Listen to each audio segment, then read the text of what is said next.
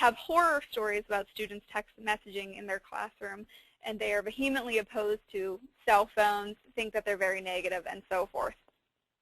So I certainly understand that. So what I ask of you today is just to have an open mind and maybe think about some of the possibilities that you could use in your own classroom. So the goals of the symposium today, this is just what an overview of what I want to talk to you about. I want to consider the positive pedagogical potential of text messaging, overall understand the changing role of communication in education as a whole, and then also give you some small steps of ways that you could implement text messaging into your classroom if you would be interested in doing so. So I'm not asking for a great reform. I'm not asking to make all of your classes entirely text message based and never meet or don't use a learning management system, only text message. No great reform, just asking for reconsideration, maybe thinking about text messaging in a new way, thinking about small modifications that you could make in your classroom that might help the students. So first I want to address literacy skills with text messaging. So one of the negative connotations that always comes up with text messaging is that people feel that it lowers or hinders students' literacy skills. So one of the things that I hear about all the time is about texties or text lingo creeping into academic papers, whether that's, short stories or research papers, emails to instructors, and so forth. And so I ask you, and what does that mean? Why does it have to be inherently negative? Are there any positives to this? Is there a new way that we can think about communication as a whole, communication in society? Perhaps everything is changing, so maybe we as instructors should change also. We're going to talk a little bit later about changing the face of writing, changing the face of business writing also, so we will get to that. There's a quote here. I have a few quotes from research. Much of the speculation about the negative effects of mobile phone use on literacy is unsubstantiated by empirical research. So I've read through a number of research articles evaluating students of various levels. There's a lot of research about very young people using text messaging, how it impacts positively or negatively any of their literacy skills. There's also a large number of research articles about adolescents, young adults, teenagers, and then college students. In the next few slides, I'm going to go through some of those research studies, including also some about adults.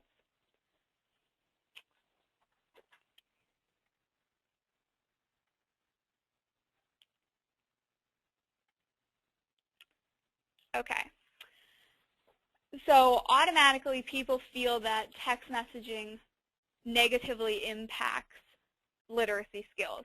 However, many of the research articles at these various levels set out in order to prove the anecdotes of text messaging negatively affecting literacy skills. And they found that actually it helped. There were very few negative literacy associations with text messaging, because texting actually demonstrates that you have a high level of understanding of the language. In order to shorten words, in order to do those abbreviations, you have to know generally how the word is spelled. Maybe not exactly, but you understand the phonetics. You understand how the letters break down, how you can omit vowels usually in order to just have the consonants linked together. Also, the second quote talks about increased exposure to print, which is known to be positively related to reading ability and to cognitive skills more generally. So although this might not be the type of reading and writing that we want our students to do, the character limits, the shortening words, it is the type of reading and writing that they like to do. Okay? It's the type of reading and writing that they're familiar with, that they enjoy doing, that they will do for hours on end, which we wish that they would spend this much time doing on homework, larger assignments, and so forth. The last quote says, texters may gain pleasure and confidence from playing with language. And I think that this is among the most important things. So I teach mostly first-year comp classes. That's what I've done for a number of years. And generally, students don't like the class. They don't want to be there. They don't see the importance of it. They don't value writing. And it usually doesn't relate to their major. It's just the gen ed class that they have to take. But if text messaging, if writing those short notes to one another in various characters or limiting the words, if that's what they like to do, then that's going to help them to gain confidence in themselves as writers if we show them that text messaging is actually writing. This is another experiment that was about adults. So all of the research articles that were cited in the last two slides were about adolescents, teenagers, college students, and so forth. This is an experiment that was conducted to test adults' knowledge. Does it negatively impact you when you already have an understanding of language? And these researchers, Powell and Dixon, found that exposure to the misspellings in text messages did not negatively impact adult spelling abilities. Generally, the adults were able to figure out what was meant, what was implied, what was written from these shortened words. The authors note that this is contradictory of the anecdotal information that they have, meaning that everyone feels that text messaging has this negative interaction, this negative impact on literacy skills. But I have yet to find a research article that really demonstrates that literacy skills are negatively impacted by text messaging. It's just kind of this urban legend that's been perpetuated in education and so forth. So why text messaging? Why is this important? Why is this such a genre that our students like? David Crystal wrote a book all about text messaging, and in the beginning of the book, he talks all about why people choose to text message. And he asks the readers to really consider it. Is it easy to do? Was it easy to do when you first tried it? And he asks the very practical question of, do your fingers and thumbs fit on a keyboard? I have tiny hands. I have tiny little baby hands. And, you know, sometimes I mash together all of the keys with my hands. It's not easy. It's not a natural physical movement. It might be becoming so now, but really it hasn't been. It hasn't been easy. And for anyone who's upgraded to new phones, in however often you do it, every phone is different. So it's continually challenging us to be able to do it. So text messaging isn't just something that people fall into. It's a deliberate communicative choice. It might be because you're busy and just have the time to send a quick message. Or maybe you're in a meeting and need to send a quick message, answer a question, so forth. But it's not something that people generally choose lightly. It's a communicative choice that people really gravitate towards. So I want to consider reconceptualizing writing and appropriateness. So there's many social media sites, Web 2.0 technologies, Facebook, Twitter, LinkedIn, Google+. So many of these things are becoming communicative norms. They are what businesses use to advertise. You know, join our like us on Facebook and you'll get a coupon. If you follow us on Twitter, you know, we send out special deals. We hear this in the media, in everything, every day. It is becoming the norm. It's how our students communicate. It's how their parents and grandparents communicate now. It's no longer limited to a demographic of 18, 19, 20-year-olds. It's how their friends communicate to each other, to their parents, to anyone that they know. It's how their potential employers communicate. I have a number of friends who were asked to text message to follow up with a job interview. The potential boss asked them to text message them if they had any questions. So that does seem maybe very far-fetched or very different from traditional ways of communication, but that's what we're moving towards. And it's also how their future colleagues will communicate. You know, whether anybody likes it or not, the short messages, as evident by all of these sites, Facebook, Twitter with the limitations, text messaging also with the limitations, these short messages are becoming the social communication norms.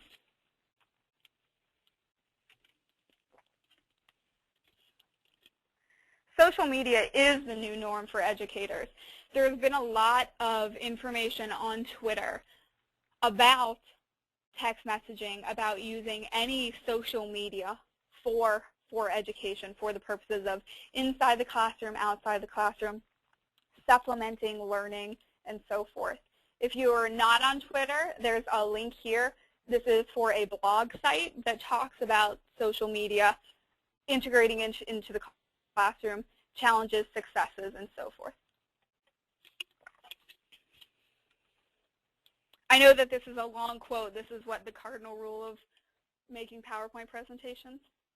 But I think that it's really important, and it came from that blog post that I just had on the last slide.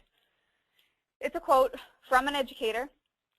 I think social media is so important it should be added to the state's core standards and knowledge and skills. It should be listed as a competency under the technology domain in the current teacher evaluation system. It's where the learning is taking place. It's what's driving our culture and engaging them. If teachers say they're too busy for it, which is what I heard a lot of today, then one day I'm afraid teaching is going to be too busy for them. And I certainly understand that. I said at the beginning of this presentation that it's the busy, the crazy part of the semester here. It doesn't take that long to learn any of these social medias or to implement them. Again, as I said in the beginning, I'm just asking for small steps, different considerations, thinking about education and communication in a new way. So drawing connections. Maybe you're not exactly sold on text messaging now. Maybe you are, but you want to say, how does it fit in the classroom? How am I supposed to use it here? In the writing classroom, which is what I do, it relates to any short writing. I think really focusing on the character limit, being concise, choosing words, choosing appropriate words for the genre, the tone, that's important. So it relates to poetry. It relates to short prose, maybe even music, which is definitely tied to poetry, and thesis statements if you want a more traditional route to go. You know, thesis statement needs to be clear and concise, and it can't be a paragraph long. It needs to be limited to a certain number of words, maybe a line, 2 lines. So having students reduce it to text message length, or text it to you, text it to each other, you know, that really helps them to see that you can't use it, you can't make your thesis statement a paragraph long. It needs to fit within the boundaries of what a text message is. You can use it as a tool for gathering information, which I'll give you some suggestions about later, as well as a tool for communication, which is really what I use it for my classes. So again, relating to quality writing, character limit, having short messages, specific word choices that you have, concise and clear messages. Especially, you know, with poetry, you can make them fun activities where you have students text you, text each other, text in some fashion, but they're really limited, and they have to think about these things wisely before they just send a text message. Use it as a tool for gathering information. Here are some suggestions of ways that you can do it. Pop quizzes. Pop quiz, you have to text me, maybe as your instructor, a response. Spelling tests. I, per se, don't do spelling tests in my first year comp classes, but maybe if this were something that could be implemented in a way in K through 12, if you wanted to do spelling tests in this way. Math tests, same idea, same concept. Polling student responses, such as polleverywhere.com. There are a number of polling websites where students or whoever, you know, you might be at a conference, text in their response.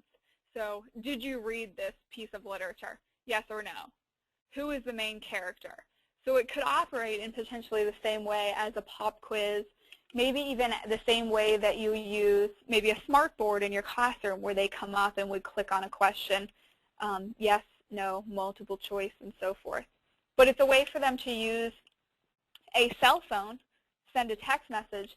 So it's a genre, it's a media that they're really very comfortable with. A tool for communication. Could students text you as the instructor outside of the class for questions on assignments or let you know if they'll be late or miss class? Is that okay with you? How do you feel about that? Are you concerned about giving students your cell phone number? I started giving my students my cell phone number many years ago because I was an adjunct instructor.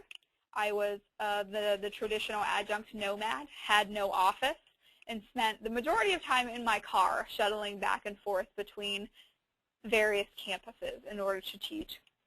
And I felt that it was unfair to the students to not be able to reach me. They couldn't come to my office. They couldn't really schedule an appointment. If they wanted to, they could catch me before or after class, but that was it. So I thought that it was really only fair to them to give them my cell phone number and be accessible in that way. And I never had a problem with it. I always had, people say that they were appreciative of that opportunity. Sometimes they would text me questions. Sometimes they would let me know that they were late to class.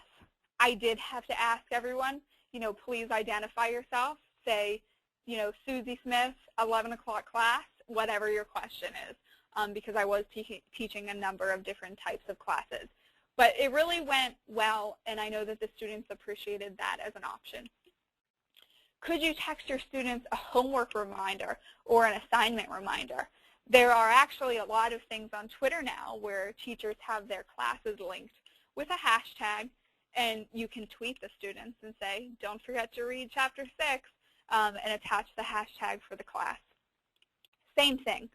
There are functions so that you could, rather than you text from your phone, you could send an email, but the email gets text message to your students. So maybe if that's something that you would be more comfortable with, that would be something to look into. For K through 12, I certainly understand that there are a number of limitations. You probably aren't allowed to exchange cell phone numbers with your students. I'm sure many of them have them. However, there are other ways that you could handle this. Maybe it's using the email function that just goes to the student's phone, so you don't really exchange phone numbers with them at all. Maybe you could text parents.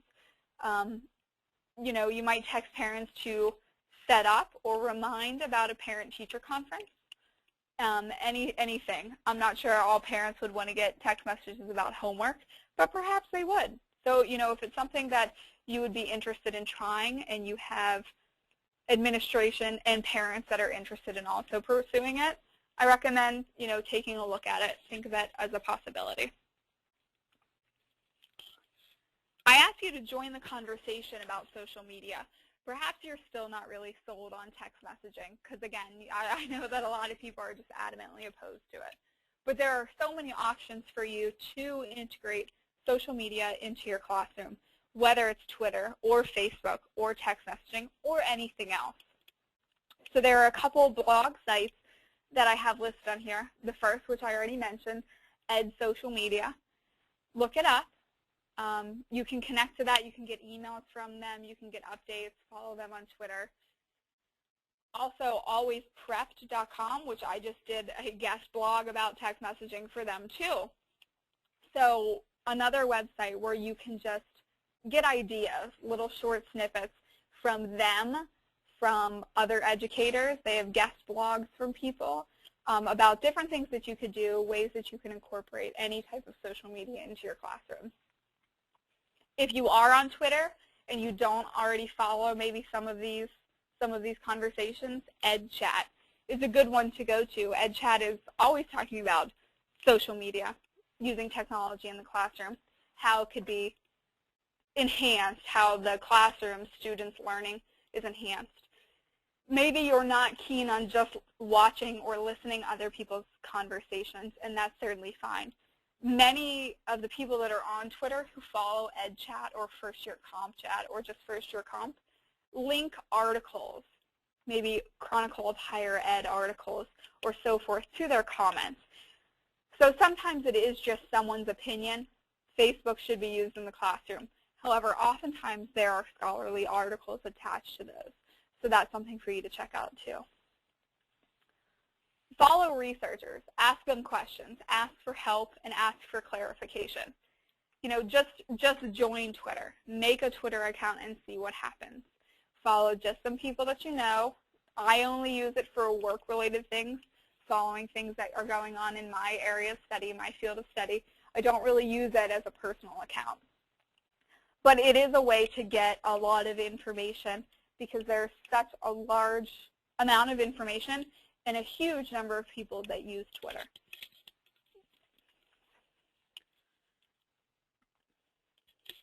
So I have a couple slides with just the citations that I use throughout this presentation. I have a number of more citations that are not included on here that I didn't use any information from for this project. So if there's anything that you want more information on, if you would like to see additional sources, I can send you the works cited page from this presentation, all of the references for my chapter, anything that I've used for previous research. If you have questions, comments, concerns, or want to see more resources, here's my email address. Also, there's my Twitter handle, which is just my name. I'm pretty boring like that. Just my Twitter handle in case you want to try it. Follow me, and hopefully we can have a conversation. So that's it. I appreciate you joining, and it looks like I might have a question, so I'm going to try. To read this. Thanks for this topic. Sure. Hello from Portugal. Oh boy, it was frosty here in North Carolina today. I'm sure it's warmer in Portugal. Will this session be archived? Yes, I believe it's turned into a YouTube video and then emailed both to you and posted on the IGI website. Thanks for presenting. Thanks for joining. Could text messaging be included in an electronic textbook? I have to think about that. I mean, yeah, it certainly could be. So one of the things that I didn't necessarily bring up in this presentation, but is definitely something to consider, is the changes in business writing. Business writing is no longer just writing resumes, cover letters, and, you know, just other letters, thank you letters, letters of complaint, letter of praise. Business writing really nowadays needs to include things like Facebook, Twitter, text messaging, because as I said earlier, it's definitely a genre, a type of writing that's used in the business world. So that's something that definitely needs to be updated. And there are a number of researchers, a number of articles that are working towards that, I do know. Could it be included in an electronic textbook? You know, I would be interested to see how it could be used. What comes to mind right now, which I think is really interesting, would be if there were an ebook that at the end of the chapter it asked people to text in basically what they thought of the chapter. Did they think it was helpful? Did they not? Was it too vague? I think having a poll like that could be recorded somewhere and then potentially reviewed by the publisher, I think that would be a wonderful resource that could potentially be used. Do you recommend any texting apps, Remind 101 or others? I do not. I really don't know of too many of the apps, probably because there are always so many, too many apps available all the time, which they're great resources. Really, what I use is just text messaging from my cell phone. Very, very old school probably now by today's standards, but that is how I use it. The only other one that I've used is what I mentioned, the Poll 101, or Poll Everywhere, where you text in responses. I've used that at conferences and at some larger meetings. I am totally sold. Awesome, thanks. In my online course, my instructor sends text alerts for assignments due. It's a great resource to keep me on track. I'm happy to hear that. You know, I feel like I didn't start to text message my students or ask them to text me, to be cool or because I thought that text messaging was important. But I think that it's just a style of communication that students really like, students respond to, and they appreciate. So I'm always happy to hear of other people who are willing to just use text messaging because that's what their students like. That's how their students talk. And I think that that really benefits them. You can use this in the humanities, but how about in IT courses? I mean, I think that you can use it in the same ways. IT courses, I mean, you could use the polls. You could definitely use the polls. Any type of writing assignment, I think that it can work for. Especially, there could be ties to technical writing in some way. If there's technical writing assignments, that has the same restrictions of being concise, choosing really good words before you write something down. Because if I'm sure that you're familiar with technical writing. If you don't have the right words, if you don't say the right things, whatever it is can't happen. The lab experiment won't work. The table won't be built. So I think it's really about choosing specific words. That's important. I just have one concern about the cost of texting for both you and your students. And I do talk about that in the actual chapter, and that is definitely a valid point. Where the school where I taught previously, and then now this one, most of my students do have cell phones, but I understand that there are a number of people that don't, whether they are kids, traditional college-age people, older returning students. I understand that some people don't have cell phones. Some people don't have unlimited text messages. Some people don't know how to text message and aren't interested in learning. So I am not advocating that text messaging be the sole form of communication for the course, because I would never require that my students text me. I would never require that they pay however much it costs a month for an unlimited text messaging program just so we can talk about their English class. I definitely don't think that's fair to them. So I agree with you that it can be costly. So it shouldn't be the only form of communication, but I think a great source to have available should students want it. What if the student does not respond when you have sent a text message? Do students ever respond? What if the student doesn't respond to anything? If the student's not going to respond, then the student's not going to respond. I'll ask people sometimes to stay after class, and if they know that they're in trouble, then they skip out and don't even stay after class. You can email students or call them, ask them to come in for a meeting, and sometimes they don't. You can only do the best that you can do as an educator, but if a student doesn't want to follow up with you, isn't willing to ask for help or take the help, I feel like you can only do so much. Thanks. Do you have problems with school administrators? At the college level, I do not. I got a lot of flack from other department members at my previous institution because they didn't like the idea of me sharing my cell phone number with students. It hasn't been a problem, and the way that I think about it is if I have a student that is angry enough or has enough poor behavior, they're going to track me down whether or not they have my cell phone number. So I'm not particularly concerned about that because it hasn't been an issue up to this point. But no, I haven't had any administrative problems. If they do have a problem, what do you say to them? How do you convince them? Oh, that's about administrators. I don't have a problem with any of them. What I would say is that it's a valid form of communication that the students enjoy and the students respond to.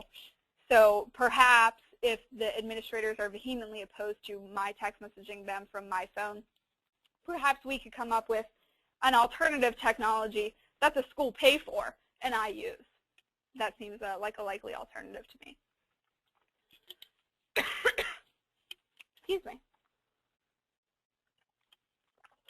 What is the difference between educational text and simple text? I mean, I think that there could be a huge difference or none at all.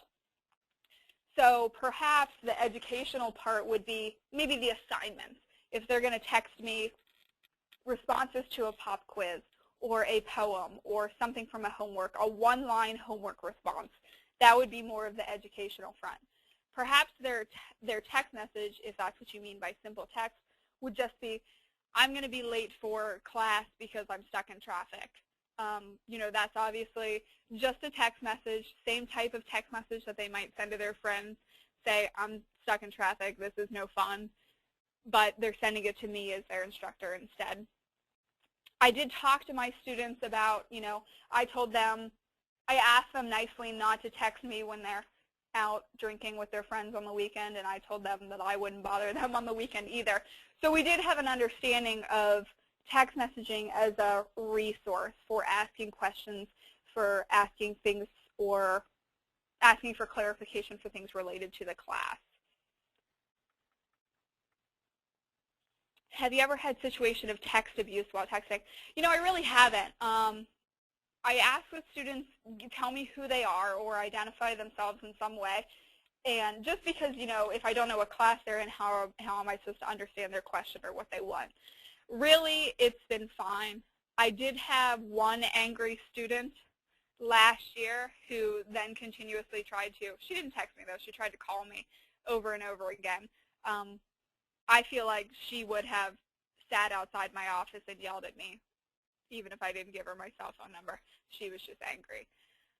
But like I said before, I think that if a student is angry enough at you or feels like they were slighted in some way, then even if they don't have your personal cell phone information, they're going to try to bother you in another way. Thanks. How can texting be used for distance ed students taking an online course? I am looking at it for bringing student services and campus events to distance students, looking for innovative ideas.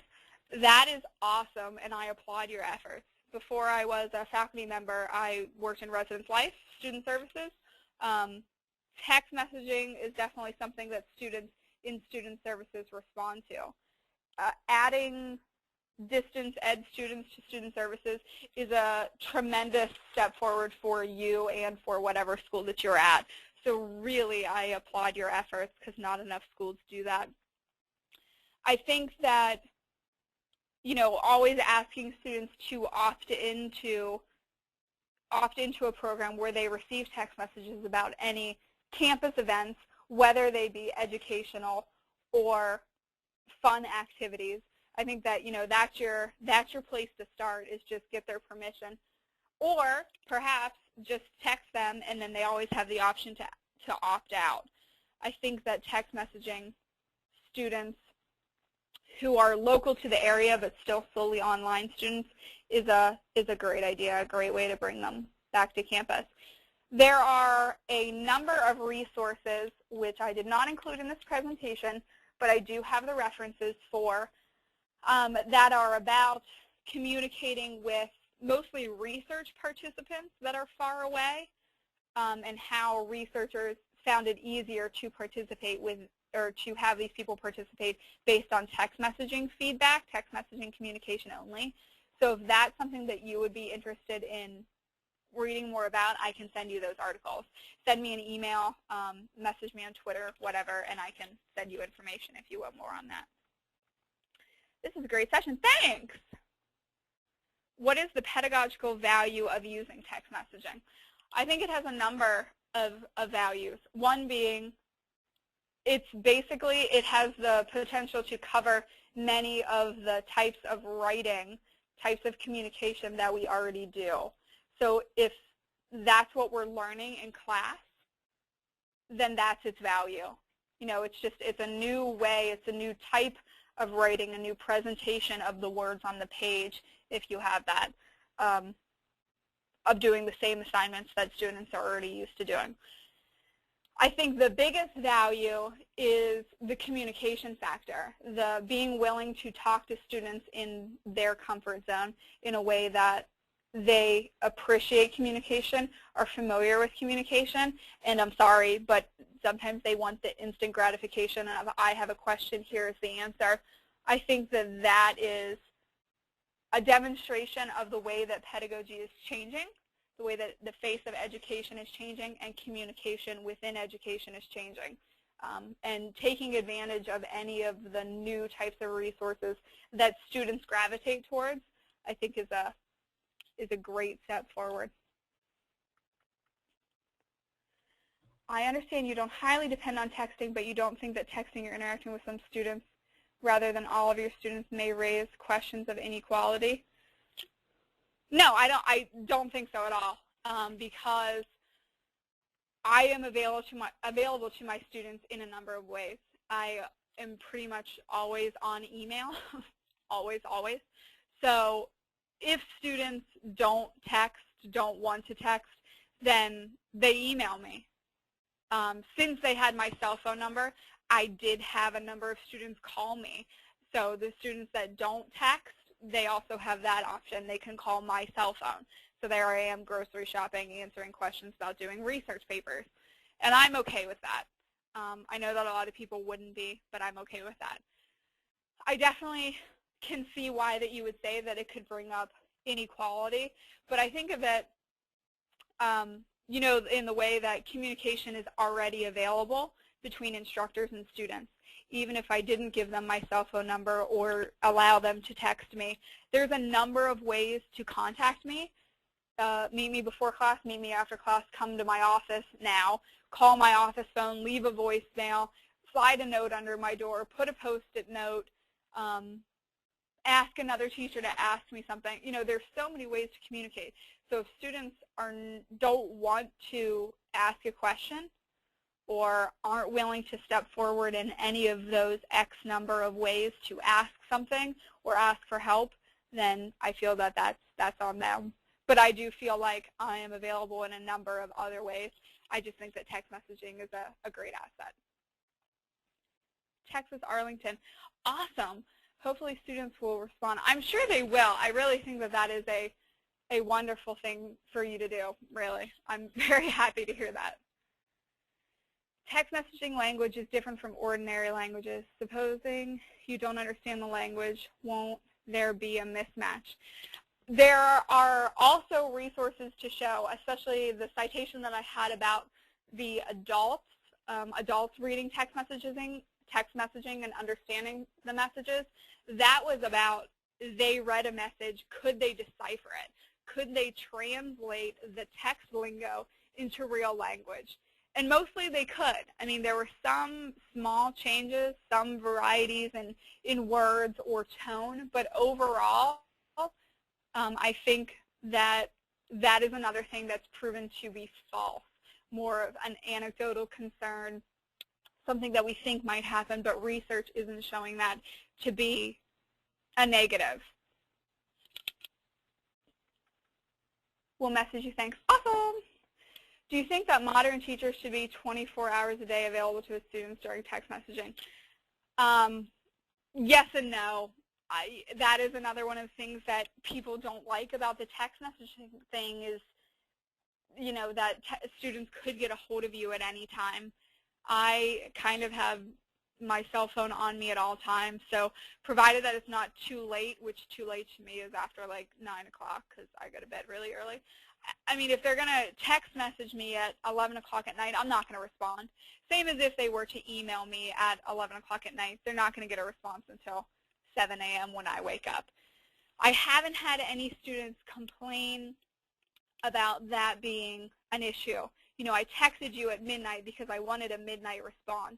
No one's ever said that to me. They always seem to understand. Oh, Dr. Grant didn't email. Oh, I just got married. Dr. Scheg didn't email or text me back at midnight. Maybe I'll talk to her tomorrow. So I have not had that happen. 24 hours on call. That is from being working in residence life where I had a work cell phone, a walkie-talkie.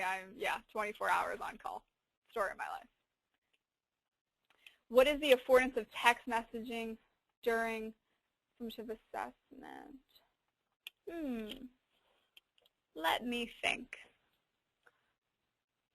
I mean, I think that text messaging can be implemented in any part of the assessment process, and if you're talking about assessing students, whether that be like pop quizzes or exams in some way, I think just that depending on where you are and depending on who your students are, you'll get a higher response rate if you're using the medium that they like, that they want to use, that they want to ask questions in, answer questions in.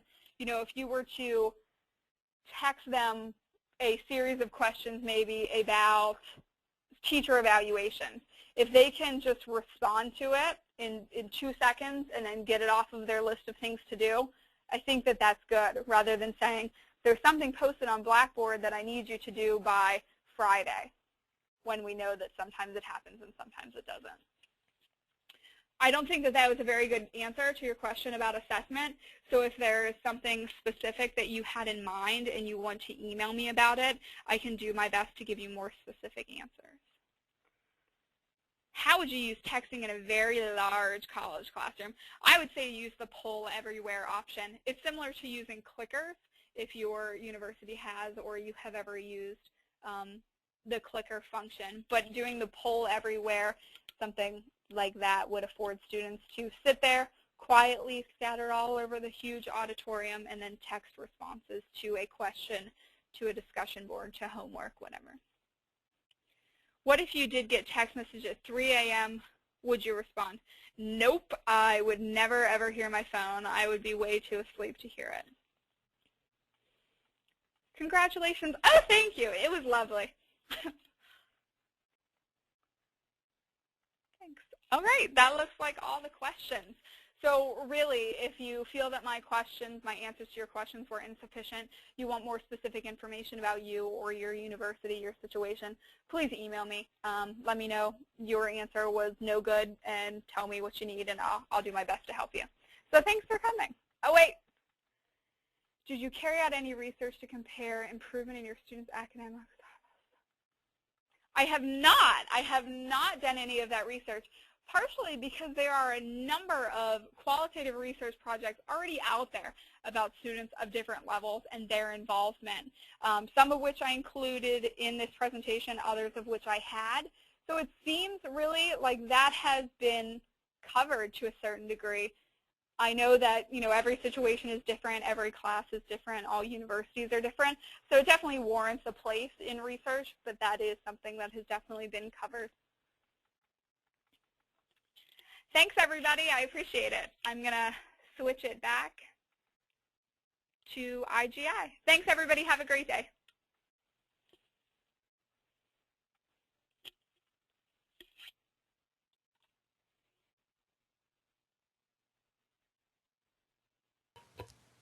Perfect. Hello, everyone. Thank you, Dr. Scheg, for the wonderful presentation. That was very insightful. Yeah, very nice. We are so glad that everyone could join us for this event. And thank you for your participation today. I would like to announce in the random drawing of attendees today, we have chosen Dennis Bartel as the winner of the Text Social Software and the Evolution of User Expertise. So Dennis, be in touch with me, or I will be in touch with you after the presentation to get your information. Again, our webinar today has been recorded, and the attendees will all receive a link to access it directly on the IGI Global website. Feel free to also check out our online symposium page, where viewers can see our previously recorded symposiums. Our last webinar featured Dr. Lawrence Tomei's presentation, Technology-Based Instruction, What Are You Missing?, which was a great discussion on the implementation of technology in the classroom, again, based on sound pedagogical practices. Thank you again for joining us today, and we hope to see you at another upcoming event. If you have any questions at all in the meantime, feel free to contact me, Ann Leupold, at the email or number on screen. You can also feel free to contact Saeed Otufat Shamsi at the address you see as well. Thanks again, Abigail. Everyone have a wonderful day. Thank you. Thanks.